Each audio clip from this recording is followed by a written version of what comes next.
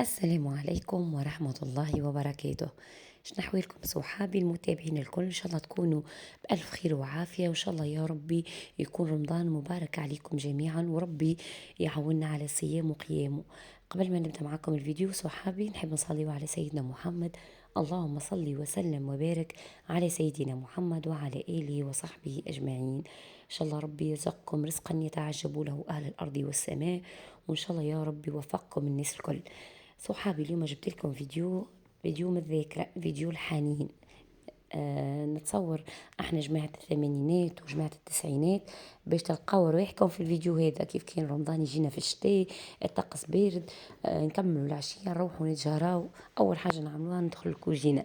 الفيديو هذا هو فيديو نهار السبت صورته مع امي.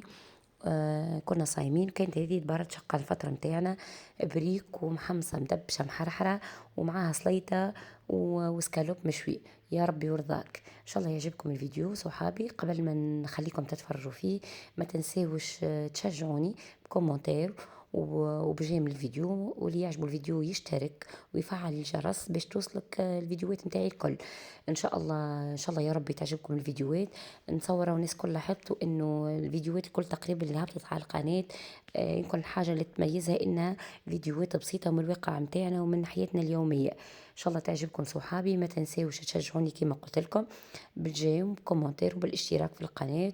بكم انتم ان شاء الله تكبر وتكمل. ربي يفضلكم الناس الكل ويخليكم مع الفيديو.